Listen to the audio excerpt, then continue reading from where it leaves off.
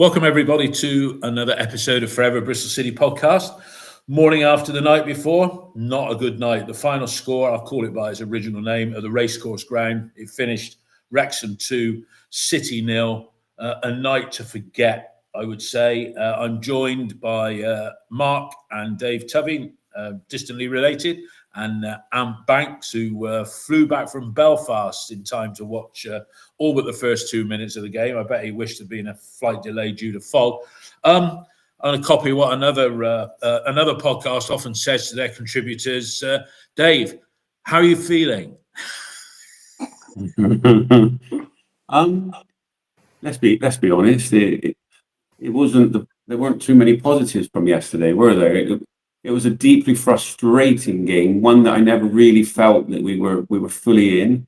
Yeah, we had elements where we were in control, but it just wasn't a good performance.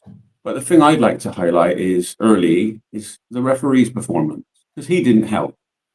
No. There were certain elements where we were being bullied at times, but it was over physical. It was well beyond what you would call typical laws of the game. And when you're essentially, it was a real feeling of up against actually 12 men yesterday. So while I don't think we deserved anything, there's no question in that.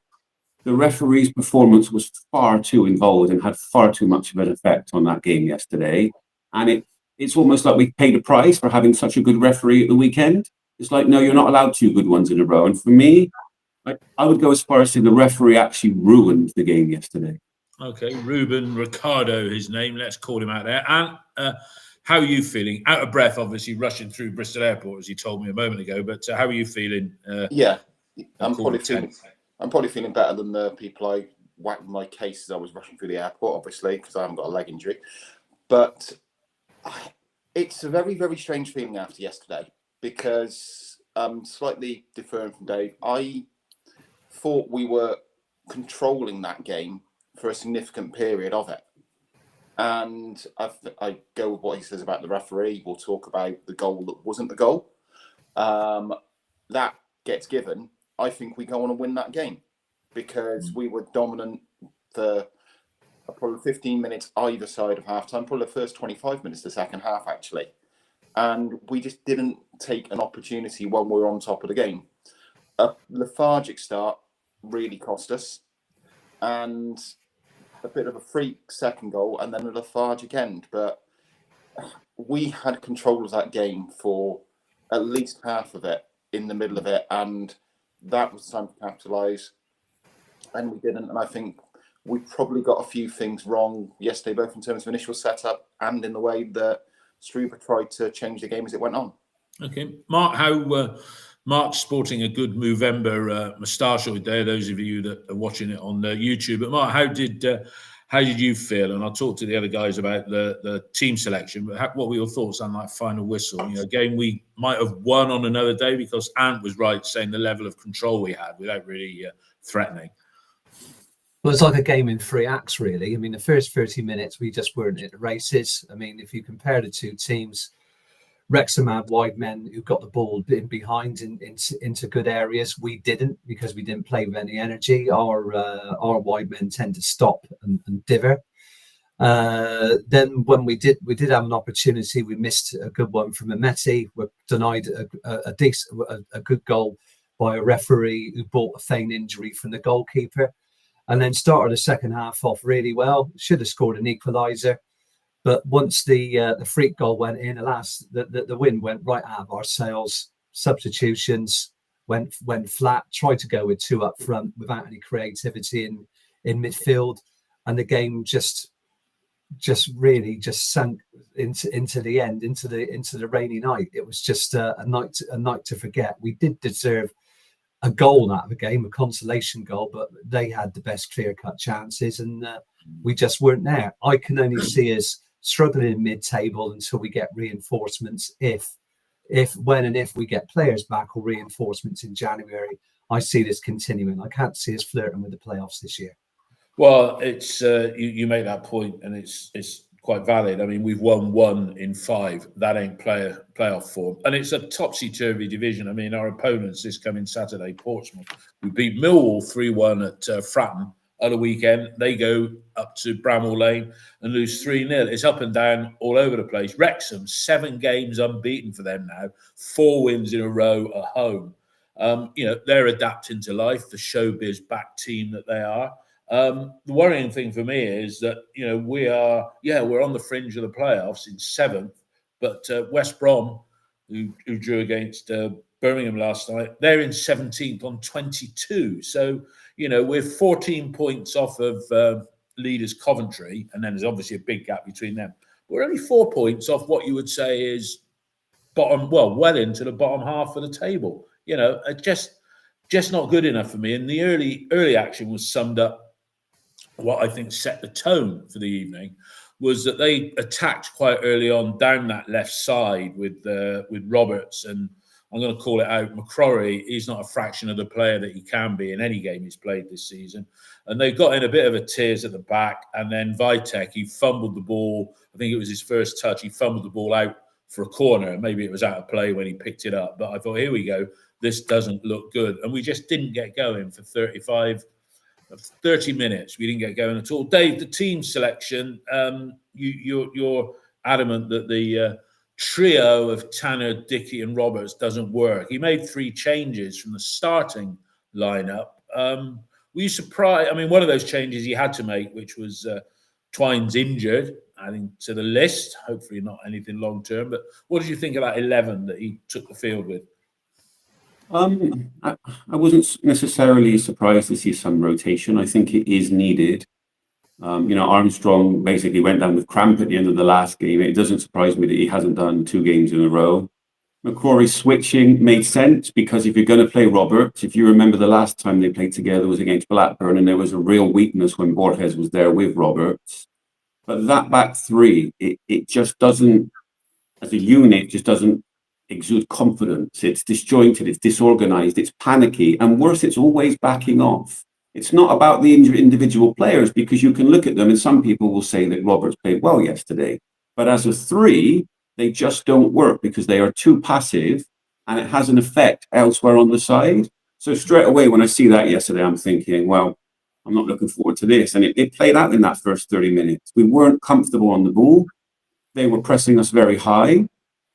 And it was all Wrexham. We were really struggling in that initial phase because we were playing the game that they wanted us to play. And their attacking players were essentially bullying. They were playing the game that they wanted to play in that opening part, I felt. And how much do you think we missed Twine? I mean, injured. We don't know for how long. Hopefully we'll see him this side of Christmas. But, he would he have made a difference, do you think?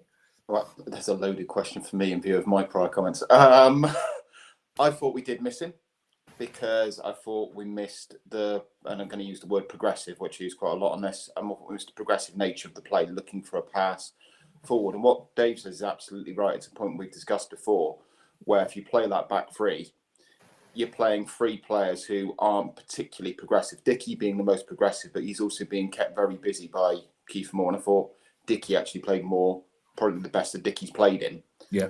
So give some credit there. But Roberts is looking backwards. Tanner is looking backwards quite frequently. There was an instant where Vitek and Roberts, in fact, we just kept passing the ball to each other and nearly got caught with it. That means that McCrory and Sykes are effectively coming backwards as well. And you end up with almost a 5, a 2 deep.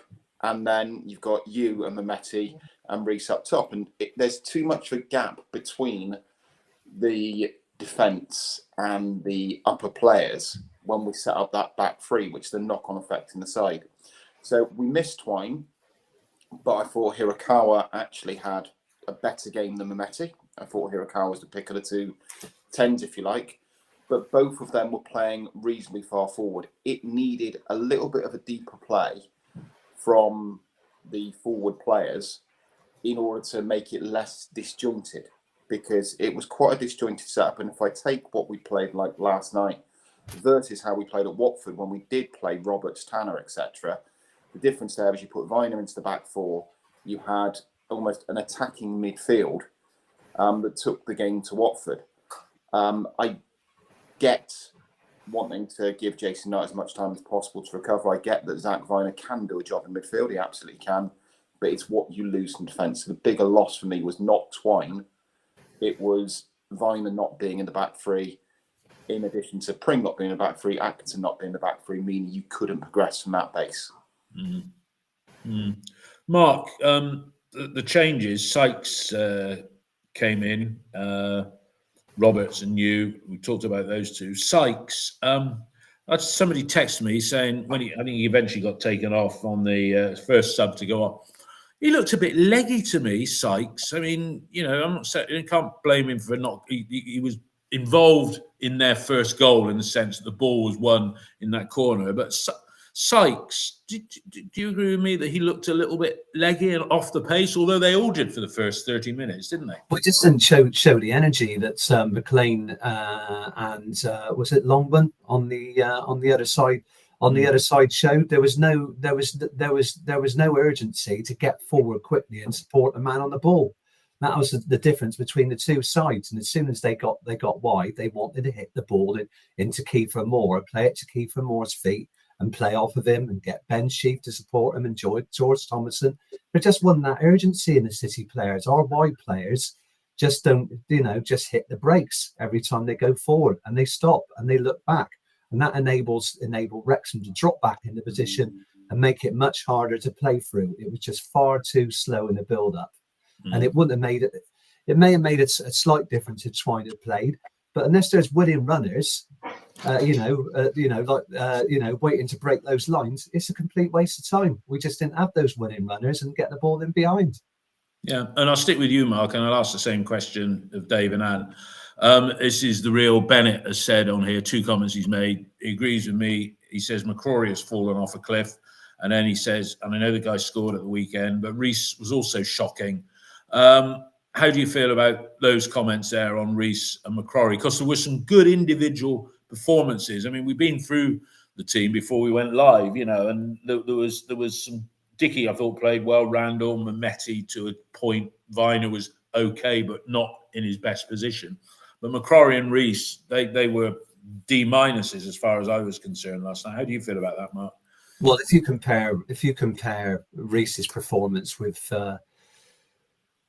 Kiefer Moore's performance, it was like chalk and cheese. He wasn't holding up the ball. He was just feeding off scraps. He didn't get a lot of service, but he also wasn't linking up play at all well. I mean, our best effort was like playground football. Give him a Mehmeti the ball and see if he can play his way through or have a shot from anywhere around the edge of the box. Nobody else was taking the ball on. I think there was one header from Dickey in the first half. Apart from that, completely absent in our efforts on goal.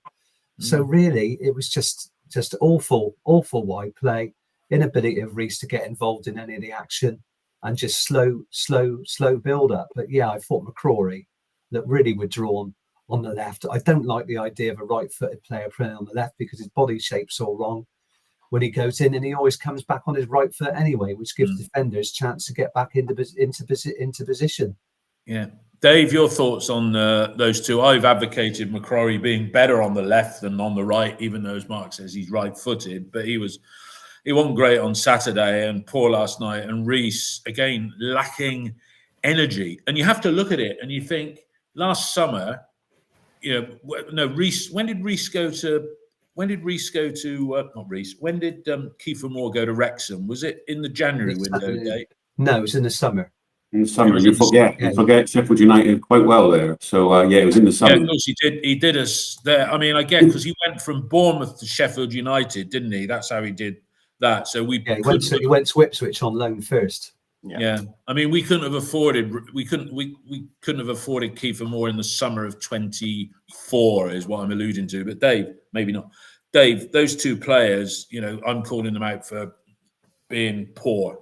Am I being hard? I would extend it. I would say I don't think Randall was particularly good yesterday. I wouldn't say he was dominant in midfield. I wouldn't say he was particularly good on the ball. He gave it away a few times. And if you generally go through the side without the defenders, McCrory I don't think was great. Randall, Sykes, they weren't playing well. Reece wasn't playing well. There are too many players off it. Perhaps Reece isn't quite up to the standards where he was at the beginning of the season because he's not 100% match fit after the injury. You know, sometimes with players, it does take time. I think yesterday, the only two players that really come out of it with real credit in different ways are you for being busy. And I know people will disagree, but Anis to a point if we judge him in a different way, because his execution wasn't good yesterday. But as always, he seems to be our most dangerous player. So depending on how you judge him. Dave, that comment was made on numerous occasions by the commentator, who I thought the commentary last night was better than a lot that we've heard on there. And Dave's just said that he thought Mehmeti, other than the final piece, he was good. But what's your view on the McCrory and Reece performances? I'm going to link back to the things I said a moment ago, because I think you look at everything in a collective piece. Because you have the three at the back not progressing, it means that McCrory and Sykes are naturally deeper. So when we're talking about Reece ploughing a lone furrow up front, it's because you've got players further and further back because of the way you've initially set up rather than anything else. If we say that Struber Ball is reliant on chaos and, you know, really pressing people high, we didn't actually set ourselves up to press people high. And that can happen if you've got Rob Atkinson instead of Hayden Roberts. It can happen you've got Cam Pring there. But it didn't happen. So McCrory was deep. Sykes was deep. They were passive. Reece was isolated completely. And he was feeding off scraps. Did he do a great job feeding off scraps? No, he absolutely didn't. Did McCrory play well? No, he absolutely didn't. But I don't think we gave them the opportunity to play well in the way we'd actually set up from the very start of it. McCrory, on a more general basis, there was a bit I like and a bit I dislike around. I hate systematic pre-planned subs. And on a typical basis, you know McCrory is going to play 45 or an hour, or Sykes is going to play 45 or an hour. I think they find it sometimes very difficult to get into a continuous rhythm when you're not playing the full game, or you're not actually seeing the benefit of playing against a tiring defence. And McCrory's always doing the first hour there, almost trying to beat up the fullback, and then not seeing the benefit and actually playing himself into a bit of form. Has he been below the standards? Yes, absolutely. But I don't think we gave either him or Reece the opportunity to get up to standards yesterday. No, I don't think he'll be going to America for the World Cup based on those performances. Let's put it like that. Okay, let's talk about the goal, Mark. You first. Take us through it. Tell me a bit about Nathan Broadhead. He cost them a few bob, didn't he? Yeah. Yeah, I think they bought him from Ipswich Town. I think he was at Everton originally, loaned out to Wigan, and bought by Ipswich. Scored a similar goal against us Ashton Gate a couple of seasons ago, if you remember, which skidded through Max O'Leary. Max had this habit of getting down low, late to balls, and sort of half diving and half bending his elbow, and it went underneath him. I don't know if you remember that.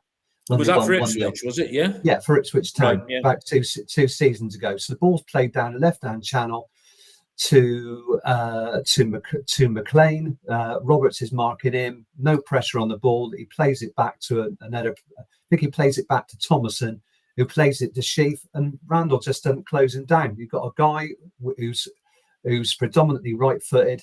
He's just to the left of the D, opens up his body. You know he's got a great shot, hits it across VTech into the right-hand corner, 1-0 down. Simple as that. Good no goal. Pressure on the ball. Yeah, you say Roberts was over there. You didn't mention Sykes in that because it's his side and Tanner's side. And Roberts, what's he doing right over on that side then? Bear in mind, he's the left-sided defender. Well, they're just thinking that there was no pressure on the ball. We could have tackled McLean in that area or slowed him down. He was just able to pass the ball. Thomason ran up, and I think they played the ball between him and Sheaf, and then passed it back to Broadhead, and he just opens his body out onto his good foot and just hammers the ball into the net. VTech's beating all ends up by the power. It's a good shot. You know that guy's strength, right-footed. From that distance, he's going to score a goal. It was about.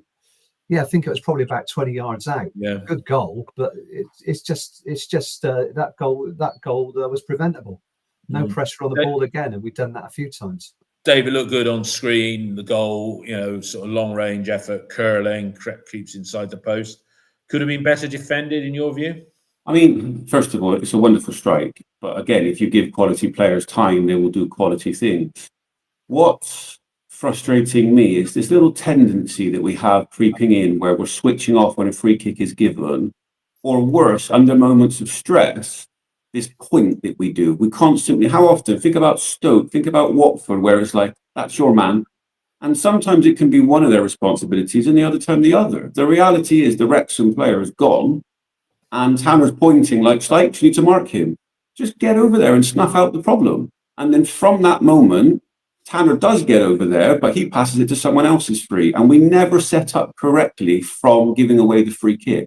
Whether that's getting someone else over the ball to stop it being taken, whether that's people getting back and sprinting into position. Because if you look at Sykes, he just jogs like he's got all day. And then all of a sudden he realizes, oh, that guy's gone.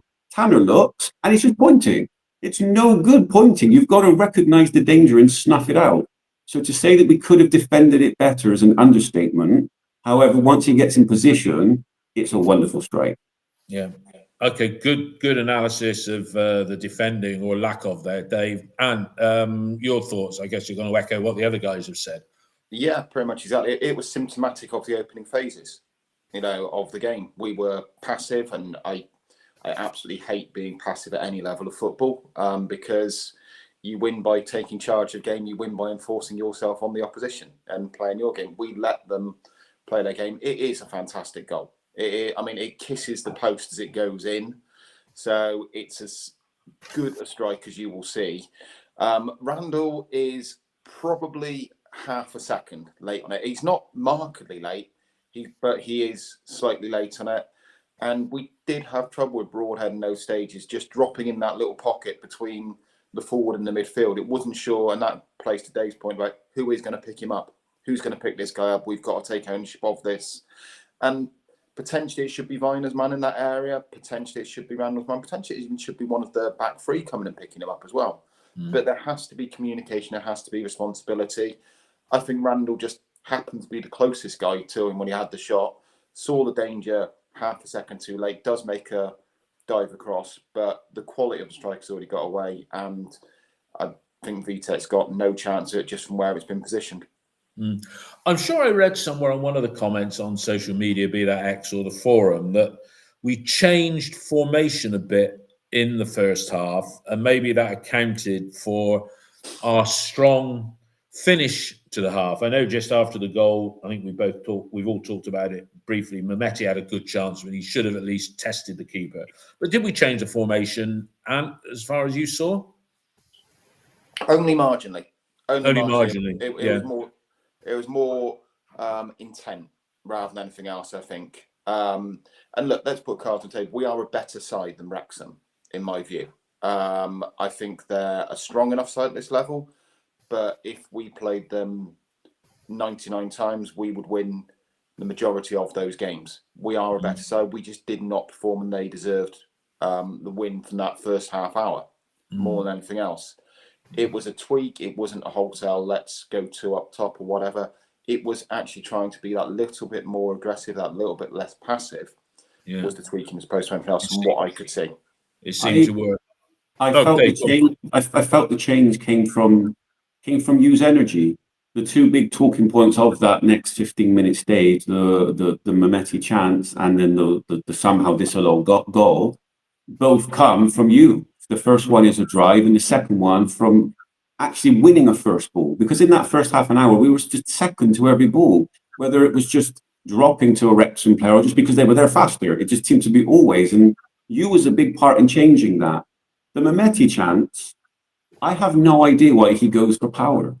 No. It's a one-on-one. You just pick your spot. Don't just literally lash it. He could have taken it a yard further forward and dinked it over the goalkeeper, couldn't he? Exactly. And there might have been the smallest of bobbles, so shall we say, if we're being generous, but you don't need to wallop it from there. You really, it's not necessary. And I just felt like it was a chance lost. And when we speak about you and we look at stats and we look at the number 10, and I know Darm, who often is in the chat, but it's not today, wants to see him play. I felt like yesterday in that first half, especially in that second 15 minutes, the good stuff came from you. He was looking to create. He was looking for opportunities. And the reason that we did turn it around is because we got momentum from you bringing an energy going forward that other players just weren't bringing. And we should be speaking about a you assist right now. I just agree. Let's talk about. Sorry, let's talk about the. We'll talk about the goal in a second. Mark, I want to ask you a quick question in there. Well, two things. Not about actually. an Ethiopian caterpillar, is it? No. You're not about your Ethiopian caterpillar on your top lip. No. Are we a better side than Wrexham? Mark? I think man for man, yes, but we just don't play. We don't play enough as a team, and I think it goes back to what Ant said. There's that disparity between the three. The players not playing close together. So the ball doesn't flow through the middle. It doesn't flow into wide positions quickly. Hence, teams drop back and they're able to defend quite easily against us. So I think man for man, we got better players, but they're not proving it on the pitch, and that is always going to be the most frustrating thing. So yeah, I agree with him that man for man, we got better players, and we probably would win many more games. But if you don't go out there and prove it, then you're going to lose to lesser teams who got a style that works for them, and we haven't found one. Yeah, and I have to say, before we talk about what was the decisive moment in the game, I have to say, Keith, Rob Dickey, I think we're all in agreement. He had a decent game last night. He must be sick of the sight of Kiefer Moore, because when he pulled him down and got sent off in the first half at Ashton Gate in the playoffs, there was almost a carbon copy of that. It was right on the halfway line. It was when we were enjoying our good spell, and Dickey managed to fall over and get the free kick there. And I disagree, David. I think he got his body across him. He did the right thing. You've got to commend him for getting his body in front of the player, and he won a free kick. So he didn't lose him. He didn't pull him down. But he did get between them. He did get between the man and the ball. But yeah, I mean, Kiefer Moore's not the fastest player along the ground either, is he? He must stay playing him. Yeah. The referee, he absolutely took centre stage in what we're going to discuss next. But I can remember there was a couple of 50-50 balls, and people were saying, "Oh, he's trying to get his free ticket on United Airlines through Ryan Gosling, playing to the American owners." But there was one 50-50 ball. I think you was knocked off the ball, and it was a free kick, and we didn't get it. It was 50-50. And then still in the centre circle, we do similar. Their bloke goes down. He gives them a bloody free kick. I thought that was, come on. It was a joke. Right, Dave, on the disallowed goal, let's take us through the action. I mean, somebody texted me and said, did I spot that Reece had his shirt pulled? He was fouled in that build up as well. But how did you see it, Dave? Well, first of all, the context of what the referee was doing. So there was a lot of little incidents that weren't going our way, and Wrexham were being over physical when there should have been free kicks. And what was frustrating me was our reaction to it. Too often, actually, we were just looking at the referee like, "Are you going to give something?" And he didn't. Yeah. Like, play to the whistle. It's a fundamental. Yeah. However, Mehmeti did that once, Dave, in particular, where he got in a good position and, I'm going to get a free kick, and they were racing up the other end. Anyway, and it happened afterwards with more on Roberts, I think. Everybody just looked like, is that not a foul? It's like, play to the whistle. But you can only overcome so much. And the disallowed goal, it is ridiculous, because, first of all, Reece's shirt is being pulled back. And the defender is, he's desperate in that moment. So I understand it. But the fact is that anything that does occur is because of what the defender's doing. So you could argue it's a foul. The keeper spills the ball. It is a loose ball. And I must have watched it, I don't know how many times, trying to see, is there a foul there? There just isn't. The referee has got no business giving a free kick there. And I don't care if the keeper's holding his face. The referee just has to say the ball is loose. It's a 50-50 challenge. The keeper has no right to it. It's just not a foul. And I would go as far to say it's a disgraceful decision. And it is a game-changing decision, because for all we were poor in that first 30 minutes, you score there. And it goes without saying, the whole game is different. And I don't understand what he's seen to disallow it. Yeah, well, I agree with Mike Jones, 670 on there. If that goal stands, I think we get a result yesterday, because they would have been rocked and what have you. And your take on the disallowed goal after Okonkwo spilled it. Yeah, I mean, first off, I think Okonkwo, I was not impressed with him generally in the game. He looked shaky, and it frustrated me that we didn't test him more, because I think there were goals to be had against that goalkeeper. And whether it was an off day or whether he's like that more of the time, don't know. But in terms of the disallowed goal, yes, there is a pull on Reece. I think it would have been a harsh penalty had it been given. So I'm going to set that to one side. It's just a ridiculously bad decision. It's there's nothing else to say about it. It's one of these things where people say, is there VAR in the Championship? Actually, if you've got VAR, it still doesn't get given because the whistle's blown. I think even before McCrory puts the ball in, McCrory struck in it. I think he blows it just about to cross the line. Yeah. But Steve, sorry to interrupt, Dan. Steve Taylor said on the comments, his linesman gave it, and he said referee even pointed to the centre spot. So he said that those almost contradict itself, because if the referee, what did you keep an eye on the officials with that in the replays at all? Or I didn't see that. What I would say about that is, one, the referee has a far better view from the linesman of that. The referee is close to the action. He has the vantage point.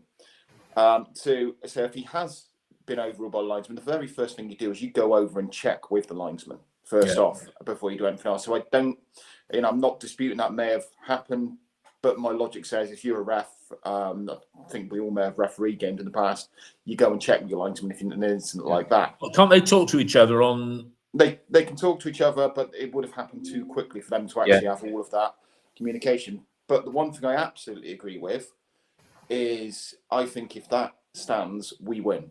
Yeah. Because we had the momentum and we did carry on that momentum for a large part of the second half. Yes, we did. But I think we win the game.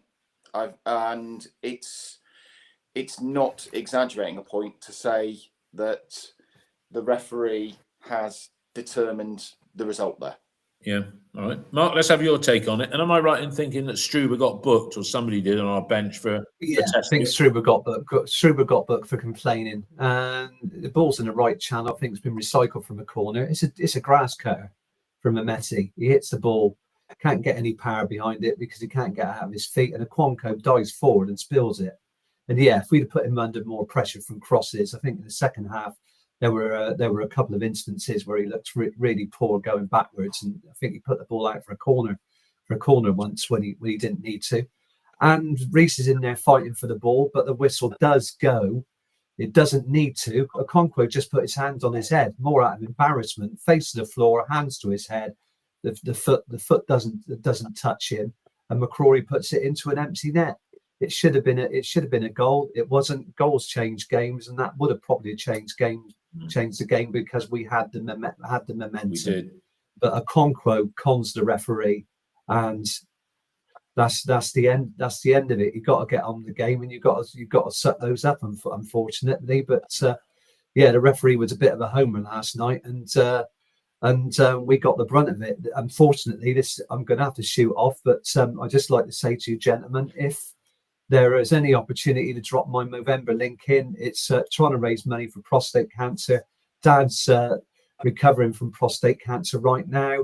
We've raised £285, mostly from work colleagues. So any donations will be very gratefully welcome. Well, if you put the link, Mark, if you put the link on the podcast thread on OTIB there, if you haven't done so already. All right, Mark, you have a good day. What's left of it there.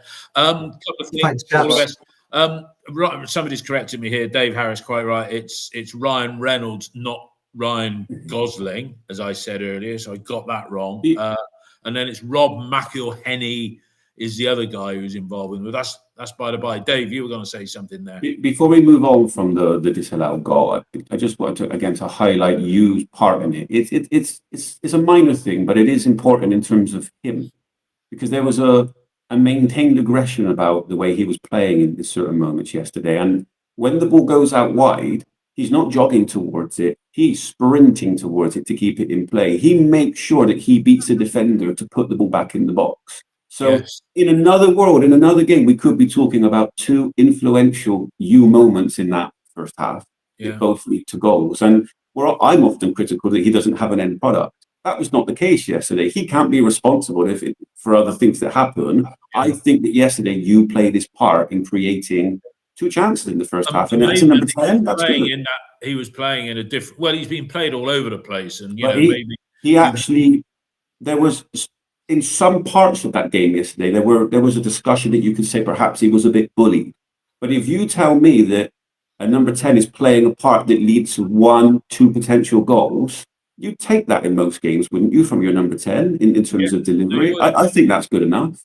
I think there's a bit here with you, but there was one second half, and it was the ridiculous incident where Rob Dickie got booked Honestly, for basically saying to the ref, "I don't think you're allowed to break his legs." yeah. So the challenge, and that was the only way they could actually stop you last night. It was a horrible tackle, and that again, we're talking poor refereeing. That should have been a red, but then to book Dickie for basically saying, he's not allowed to kick him, and that influenced Dickie. And Dickie's the captain, isn't he? So he's entitled to go. He's entitled to go to the referee, isn't he?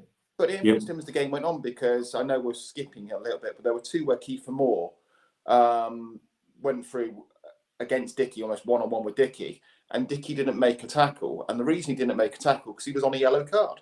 And he was on a yellow card because the referee booked him for basically doing what the captain should do and saying, "Hang on, ref, that's a little bit out of line there."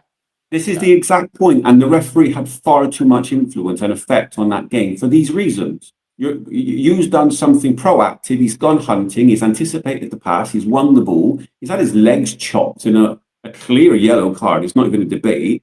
Yeah. And Dickie, gets towards the referee as he's allowed to do and gets a booking. How does that work? Look at that challenge. And he's a nasty piece of work, that McLean, and he never mind his political views and what have you, but he's a dirty so-and-so. And that body check that he did on Sinclair Armstrong, down. I mean, if it had been Sinclair Armstrong or one of their players, Sinks would have got booked for that based on that referee's performance last night. Wouldn't you agree with that, chaps? Do you think we stood up to the physical test of Wrexham? No, because I don't. I don't think the referee dealt with it, and I don't think we stood up for it well enough. I think that Wrexham pushed it as far as they could, and we're asking the referee, like a child to a parent, "Can I do this? Can I do this?" And the referee let them. But we didn't stand up to that test either, and that's the issue. We weren't in-game smart in terms of the dark arts or what have you, which will come on to the dark arts, which we could have applied ourselves in a moment. Into the second half, we were good. We were in the ascendancy. The commentators were saying that. They had one chance when Thomason put Kiefer Moore in the clear. I thought that was going to be 2-0 then, but he screwed the ball wide. And not long after that, it was, I'll call it the killer goal on 74 minutes. It summed up City's night, as I put on X. It summed up City's night when a ball goes in off of Vitek's arse. But and how is that goalkeeper error or poor defending right on the line? Take us through it as you saw it. I suppose just ahead of the goal. What I would say is I thought we made the wrong substitution in bringing Armstrong on because it took you out of the dangerous area that he was in the centre and midfield, in that number 10 role. Right. The sub for me was Knight coming on for Roberts, finding him into the back three and then putting the energy and the press on there. But so that all happened slightly before. The corner, I might be wrong here, but I think we were actually in for signing Thomason a couple of years ago under Nigel Pearson. And I think he decided to stay at Bolton at that stage. Right. Yeah. So I don't think I'm misremembering that. It's a very, very good corner. First off, it's a really good corner because I don't think you can call it defender error because unless you're going to have defenders on the line, there's no way a defender can actually get near that. So it becomes quite binary. And that is, can your goalkeeper do any better with that? For me, probably not, because it's literally landing on the very, very back post. I'm not expecting Vitek to be towards the back post. I mean, his positioning's fine as the ball comes in, and almost he'd be overreaching for it backwards. Yeah. So almost he doesn't give himself an opportunity. So the start position for the keeper's fine. Yeah. The delivery is really good. It's unfortunate it hits his backside and goes in. It's it falls into the category of it's sod's law when things aren't going for you. Yeah. Things don't go for you, and that kind of summed up that we weren't going to get anything out of that, and that just deflated everything out of the game. Yeah, it was gone. Night. It was gone by then. Would you attribute any blame to Vitek on that? I mean, once it had gone over his head, he totally lost where he was, really, because it was like, oh God, that's gone in off my arse, sort of thing.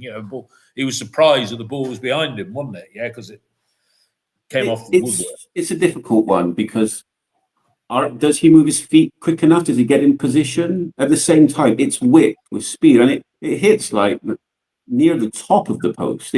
It's almost in the perfect spot. Well, the angle of post and bar almost, didn't it? Yeah. Exactly. And if I'm being honest, I really don't know how culpable Vitek is there. I don't really know enough about how keepers should move to understand how much blame he has. But what I know is that if Max had been in goal, we would probably be quite critical that he let that type of goal in.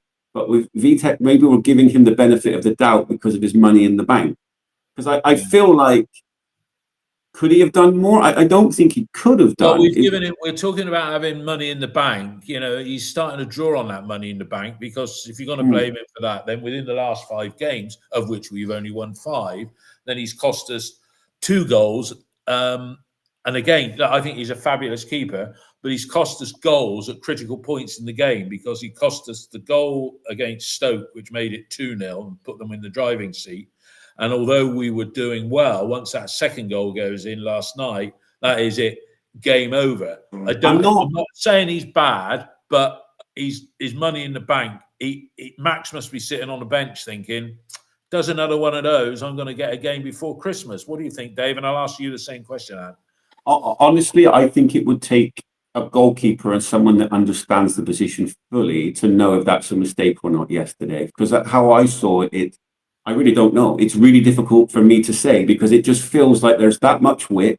It's in the perfect spot, but at the same time, it's not like he's a short goalkeeper. I feel like the keeper should be getting there, but I can acknowledge that it probably goes in the perfect spot for him not be able to. So perfect spot. And before you comment on that, a couple of comments on the text feed here. Michael Fresher said Vitek he said 20 foot tall. He's tall. He shouldn't be beaten by that. He wasn't looking. And then I think Steve Taylor said here as well, from the corner, he takes a step forward first. And that's what the issue was, that he moved one step towards the ball, and that made it. That's what you want, isn't it? You want your keeper to look commanding, to be coming out. And it just so happens that because he's trying to be commanding, he gets beat on his back post. You know, he can't see the future. You can't plan for that kind of cross. And once, are his feet quick enough? Is a difficult one, because I want my keeper to be commanding. Yeah. And your thoughts on the goal? Again, like I said, the positioning, the start position for the keeper is fine. Because what you have to do to keep from a corner is you don't want to be fully on your back post, because that gives you too much traffic to go through if the ball's delivered to the near side. You want to be somewhere near the centre. You want to have a decent view of what's coming. His starting position is absolutely fine. Okay, the ball, and Dave's right, it comes in, it hits and both Dave's right, it hits the angle of post and bar effectively. And with that, Mr. T's gone. Hits the angle of post and bar. So the height of it is such. I know he's 20 foot tall, he's 6'5", whatever. It's still high. It's going high, and he'd be reaching for it. The positioning of the goalkeeper, there is absolutely nothing wrong with in my book. And I don't class that as a mistake. I don't think we'd be talking about it if Matt's there. The other thing is, we talk about credit in the bank.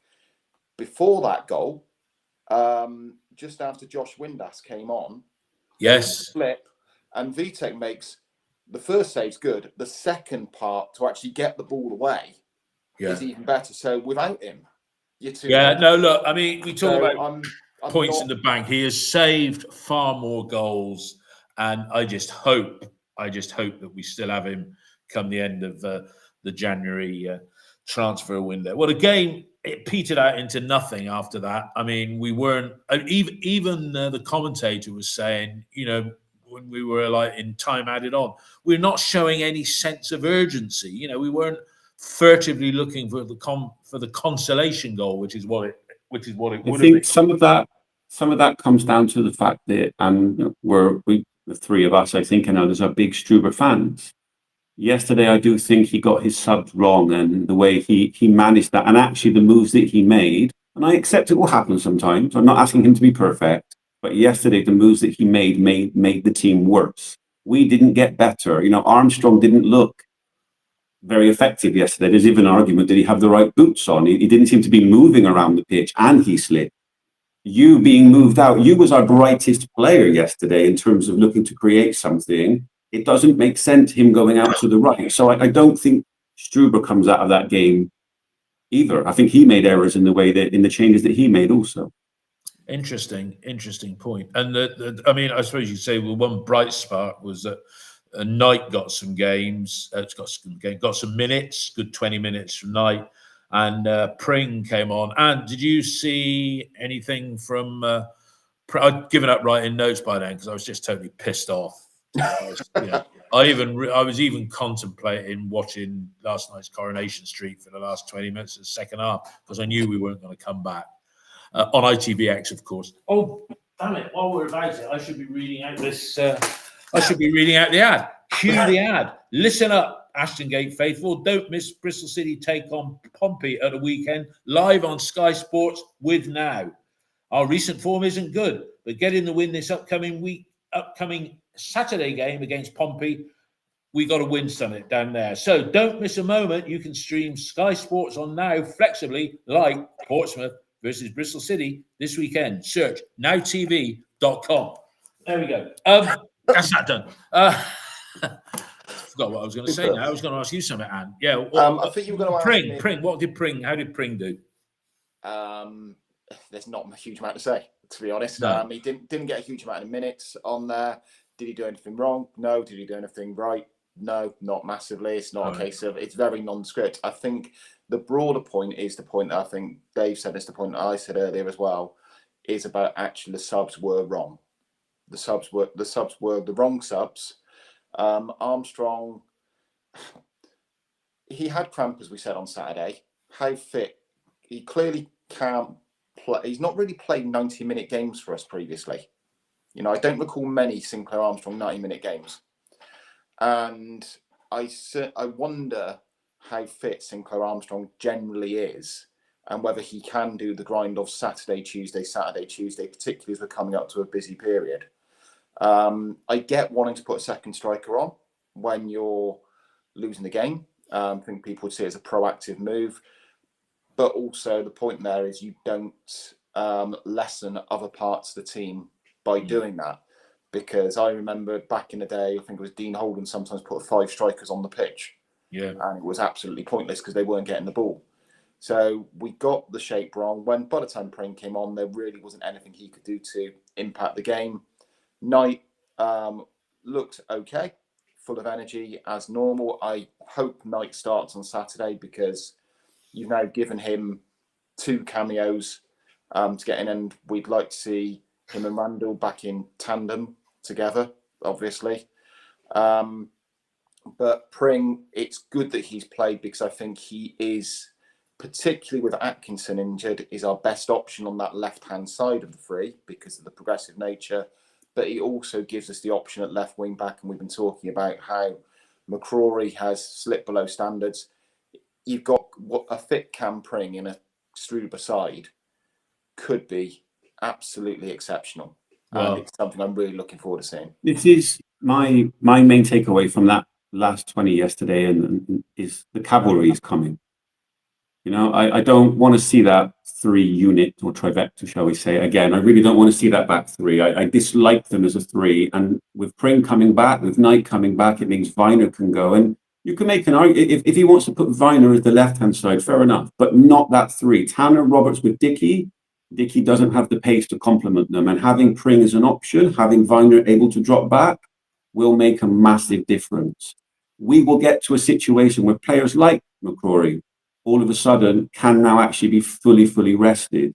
It's an interesting thing that Ant said about the rotation. Like, at the moment, is it working for Sykes and McCrory being rotated an hour and 30 minutes? Are they really energizing the game? Because sometimes it seems to work when Sykes looked better last week. Yesterday, neither of them played well. Now you're going into a game where both of them are back to back, and someone on the right-hand side is going to essentially play the 3 games in a week. This is the issue, and I feel like the sooner the cavalry returns and we get players where they should be, the better. You talk about cavalry returning. It's a bit like Zulu. Just when you think you've sort of fended them off, they all appear on the bloody hill because we've got Pompey away on Saturday. Then we have got a week, but then we enter a period where that's why I've been looking down. Those you can see my head, not really paying attention. We've then got 8 games in 29 days. 8 games, that's from the 6th of December against Millwall to the 4th of Jan against whoever it is we're playing at home that day. So it goes Millwall, Leicester, free week, Coventry, Borough, West Brom on Boxing Day. I think you said, is it Millwall It's away on the Millwall again on the 29th? 29th. Yeah. And then we're home on the 1st and we're home on the 4th. So the cavalry are coming back, I agree. But the Indians or the Zulus are mounting even more so because there's some bloody games coming up. And now, if we had a midweek game after Pompey, I might say differently. But I think we've got to bite the bullet and we've got to go all out for points at Portsmouth on Saturday and get our best players, start our best players on the pitch, even if they might be coming back. So, Dave, what would your team be? What would your team be on Saturday if we're going to go bold and go for a win? Bearing in mind we've got a complete week to recover. Well, just to combine the 2 points. Yesterday, I don't think it was that great a performance. And typically after some performances, you feel like that doom and gloom. You look at the league table and it's like, oh my God, this is all going wrong. Yesterday felt like a negative, but in isolation. I still feel like the season is in positive mode. I still feel like every game is winnable. And yes, Portsmouth is a massive game in that respect to stay on the right track. And in addition to that, to put to bed some demons from last season, because people that went to that game last season lived a nightmare. And for those of us that watched it online, it wasn't exactly fun either. You know, there are some wrongs to right. And in terms of your question, I would definitely put Pring in. I don't know if I put him as a left centre back or the left wing back. I think Tanner has done enough to probably keep starting for now. So for that reason, I would put Viner as the left-hand side and maybe continue that exploration of him stepping out to help Randall. Without doubt, Knight needs to start. We need to see Knight and Randall from the beginning and basically go from there. What you do with the side, you have to appreciate rotation is needed. They have data about who's running at the right level, but we need to see Knight and Randall back in the middle. And what would your team starting 11 be? Starting 11, Vitek and anybody who's calling for him to be dropped is out of their mind. Absolutely. Tanner, Viner as the left, and Dickey in the middle. Yeah. Knight and Randall, absolutely. A little bit depends whether Twine's fit. If Twine's fit, Let's assume that Twine is fit.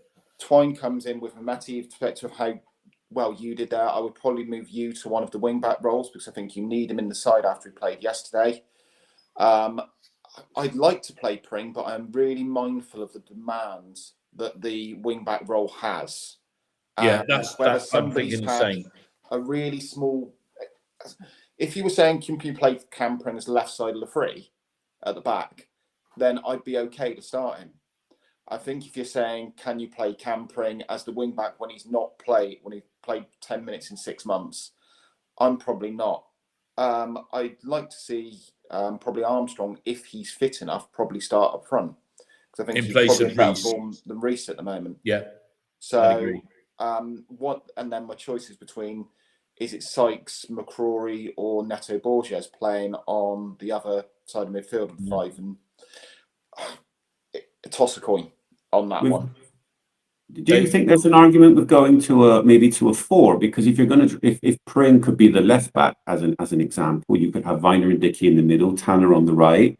You're not trying to manipulate pieces as much to get everyone fit. The one area I don't necessarily disagree with is putting you as a wing back. I think that doing this kind of stuff is a detriment to him because either he's a 10 or he's not. Every single time we move him to a new position, he suffers because of it. And I think it needs to be he either starts or Twine does, or maybe, just maybe at some point we give Anis a break. You know, when? It's hard to say, but he can't just keep playing it game after game after game because we know what happens. So I would keep persevering with you as the 10, whether that's coming off the bench for half an hour, whether that's starting. I wouldn't put him as a wing back because I think he suffers for it. Yeah, no, it's a difficult. Who'd be a football manager, eh? I mean, I think we're coming to the end because we sort of previewed Pompey. We know I wanted to see this little batch of 6 games before, I'll call it the Christmas New Year period, starting with Millwall. I wanted us to get 6 points. So, that was, we got 3. We got a win on Saturday now to achieve that. And if we'd got a draw last night and a draw on Saturday as well, I'd have been happy going into it. But, there's some bloody tough games coming up, and what a game that's going to be at the Coventry Arena or whatever it's called on December the 13th, because they do seem unstoppable at the moment. We're heading as well to that time when the annual accounts come out for a year. It'll be the year till June the 30th. I'm predicting a loss of 18 million. It's so frustrating when you look. I watched the documentary Welcome to Wrexham and saw their drive up through the divisions. They've obviously got money. They're there on crowds of 10,450. That's half what we get.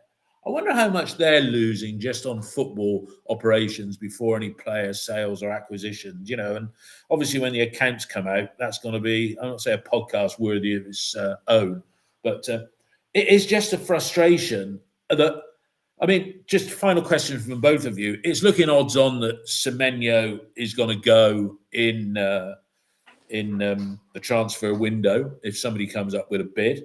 And it's odds on that we're going to get an 8-figure number for it, which is sort of around about the 10 million mark. And do you think if we're still on the fringes of the playoffs, do you think the money that we spend in Jan from Semenyo will vary depending on where we are come the 4th of Jan? That's 9 games away. I think you look at the context of the division, as we said earlier, and the spread of points between 2nd and 17th is ridiculously small. On that basis, there is very much a world where we are 15th when Semenyo gets sold, and we're still very much in the playoff hunt. We could, 15th and 15th and 5 points off the playoffs. So actually, the decision, the predication now has to be is you will be in the playoff hunt, because we're not going to go on a run of losing lots of games. And actually, when we look at those fixtures coming up, we can say, oh, that looks difficult, that looks difficult. West Brom are down there at the moment. This is a very even division on the whole. Every game's difficult, every game's easy, if you like. It's not a case of we should be looking at any of those games and thinking this is a really difficult run that's coming up. So I say we're in a position where we should be looking upwards. We have the cavalry coming over the hill, which is great. You have, let's say there's £12 million to spend. The question becomes on that is, how much of that do you spend in protecting your assets, i.e. giving Viner, Mehmeti, Sykes, O'Leary new contracts, because it starts coming in, actually, they become effective purchases, if you like. And how much do you spend on improving the squad? And where would you improve it? The obvious place you would go in, where we look to be short still, is you'd like another striker. You'd like another striker, because even with the cavalry coming, pretty much all of our strikers are fit now. And we do have a tendency to look. We've scored a lot of goals. Let's not be they're not be blunt about it. We scored a lot of goals, but we do look like we need that little bit extra up the top of the pitch. If I had 12 million, I'd be looking to renew Viner, though. I'd be looking to renew Mehmeti to more than anything else to protect the asset value, because you've not got sunken funds there. And I would be looking to get a striker in. I'd like to renew Sykes, as I think Sykes will probably move for a new challenge. I think Mehmeti will end up going. I think we may end up keeping Viner. But I think the decision to spend should not be driven by whether we think we're 7th or whether we think we're 15th, because I think it's going to be as even as you like. I think we'll be sat here and there'll be a 6-point spread there still come the end of December.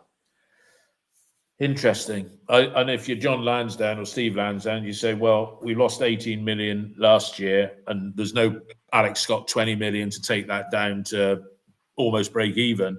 And you'd argue that this year, right, the year to June, the financial year, that is the financial year to June 26, we're going to lose a similar amount, 15 maybe, if you say there's been a bit of cost cutting, 15 million. That 10 or 12 million coming in, well, we end up having a 2 million loss.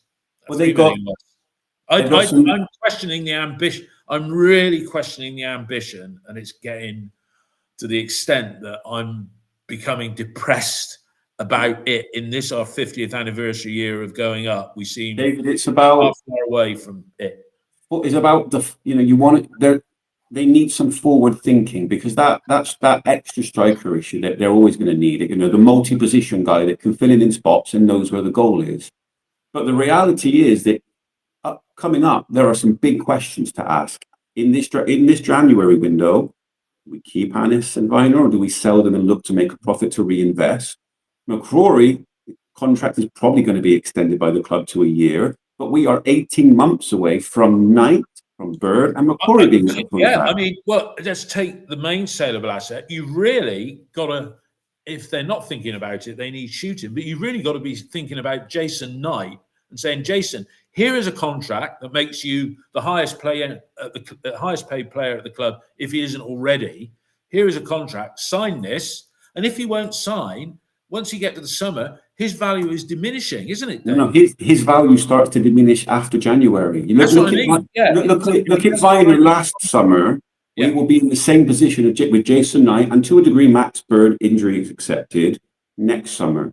There needs to be some long-term planning here about who's going to stay, who's going to go. Because the reality is, with the contract signing of Tanner last summer, he had a year left to make a decision with Struber coming in. They signed him before Struber came in. Tanner's now here for 3 years. To me, that didn't represent growth in the club. Tanner's perfectly fine as a squad player. He's perfectly fine in coming in. He's had some very good performances. But is he the guy to take us to the next level over the next few seasons? I don't think so.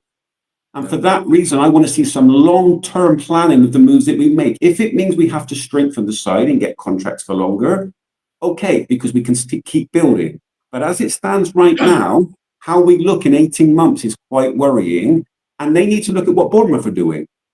Because we're speaking about Semenyo. Do the same kind of thing. Put a minimum value. Look, if someone bids this, you go, but here's your money right now. Find a way to get out of this hole, because the club is in a hole right now. Yeah, I agree. And you done? Yeah.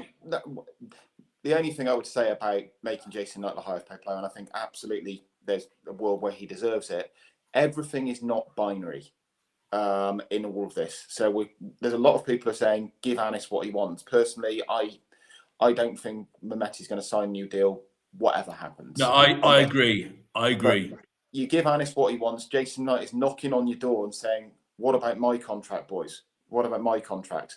And immediately your wage bill has all of a sudden gone from this to this when you're setting precedent. I do slightly disagree on the Tanner point, because I think, in the words of Phil Neal and Graham Taylor, you need your bricklayers and your lead violinists. George Tanner is a bricklayer. He's a very, very useful squad player, and I've got no problem in recontracting. But do you want him on 3? My point is, he came in before Struber did. That contract was given before Struber comes in for 3 years, and we don't even know if that, for me, it felt too quick. It felt like something was just, hey, we're losing Manning, let's get a contract out there. Instead of actually forward focused on building the squad. I've got no problems with Tanner. I think he's a great right back, and I think he can do a job. It was the way it was done to me. It's like, this is not forward thinking in terms of how the squad will be made over the next few years. But then the counterpoint to that, obviously, is the fact that it's carelessness in the extreme that we've got 4 senior players who are out of contract this summer. So you pick your poison on that one. I think you have to do contract renewals agnostic of the coach quite often, because the average life of a coach, I think, is 15 months in the Championship. So there has to be a strategy from the wider club.